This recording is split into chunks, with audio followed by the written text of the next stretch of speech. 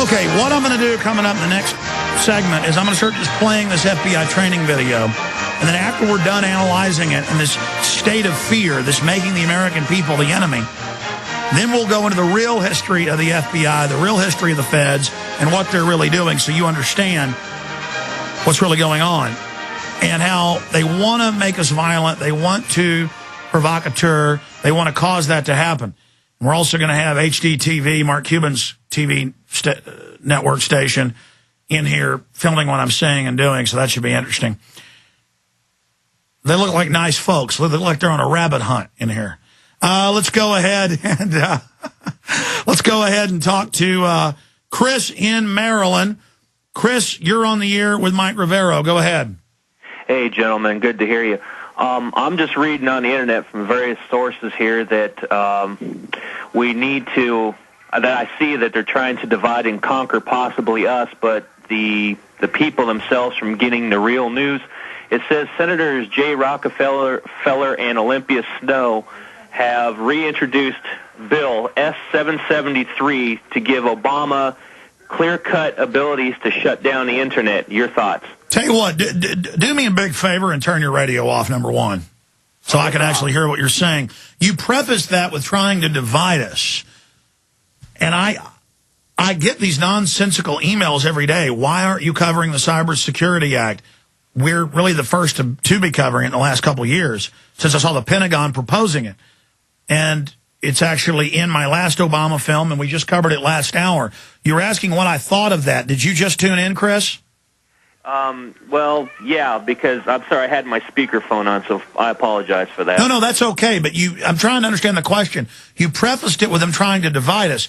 Yes, most of the attacks we get are just nonsensical. It's like, why don't you expose Masons? We do. Why don't you expose corruption in the Catholic Church? We do. Why don't you expose corruption in the Protestant Church? We do. Why don't you expose corruption in Israel? We do.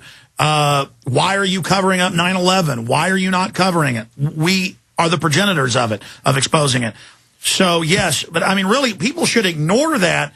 The establishment just wants to get us all fighting with each other in a melee, in this big melee, so that we don't go forward and reach out to other people with mainline stuff. So that when we go and talk to our neighbors, we're gibbering about weird fringe stuff instead of, hey, did you know the Federal Reserve's private? Did you know it stole 23+ trillion? You know, did you know that they're setting up a world government? Did you know that the White House science czar wrote a government policy book about how they're drugging the water and want to take our children at birth and eradicate the family and put implantable chips in us? Hey, did you know the Wall Street Journal's reporting that they want to terraform the planet and to reduce world population, and engineering Earth is feasible? BBC News, how they're chemtrailing us. I mean, see, I appreciate your call. Mike Rivero, you want to comment on what he was saying?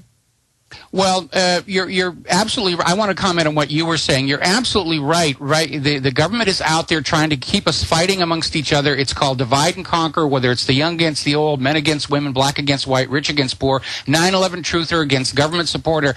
The idea is that we're kept in little tiny fragments of society squabbling amongst each other. What the government is most terrified of right now is that we, the American people, are waking up to the fact that we are just one American people. And if we actually come together with a single idea in mind, which is that the government is the source of all of our problems, then the government knows it's going to be finished. And they're trying to find some way to prevent that from happening.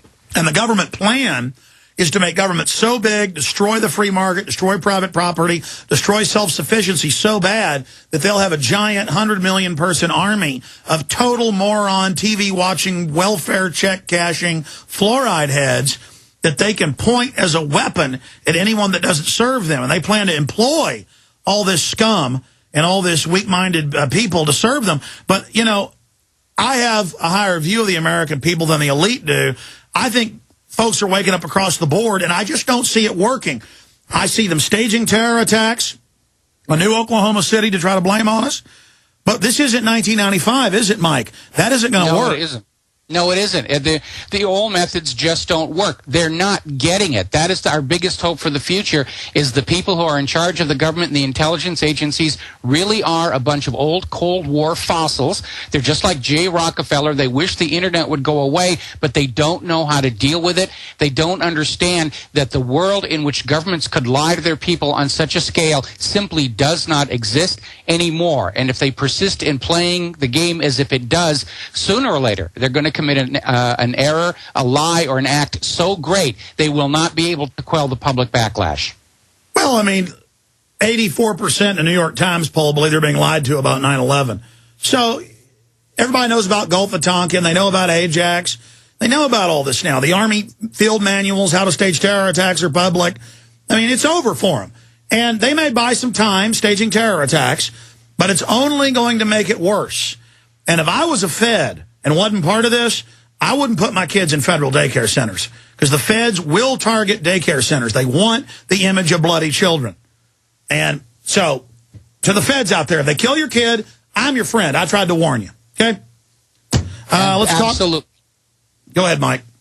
No, I said you're absolutely right. The government has no loyalty. They will kill their own to make a point. They always have. Well, that's simple chess. That's simple using a pawn and a sacrifice. 101 at West Point is how to send in a group that you know is going to get wiped out to draw out the enemy. That's just military terminology. And the public needs to get their mind around how the world really works instead of living at a third-grade level. Let's go ahead and take another call here. Let's talk to Richard in Rhode Island. Richard, you're on the air. Welcome. Yes, hi. How are you, gentlemen? Good. I just want to let you guys know that I'm probably the newest member of the revolution. Well, good to have you on board. Welcome to the spirit of 1776. Thank you. Thank you very much. I'm here, and the war is joined, okay?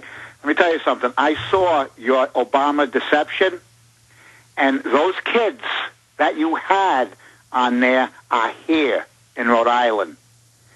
I saw them.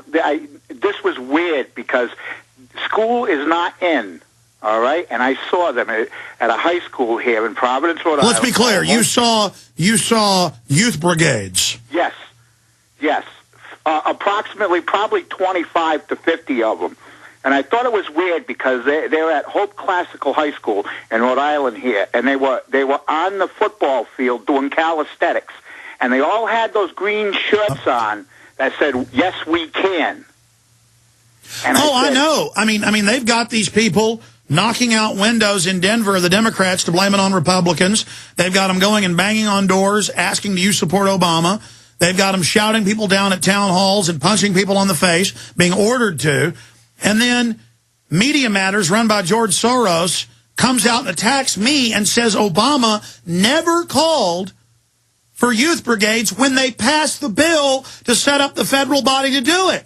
I mean, it says compulsory service, and they're Mike, what's going to happen when everybody hears them deny they're doing this, and then they see video clips of Rahm Emanuel and Obama, and then see the youth brigades?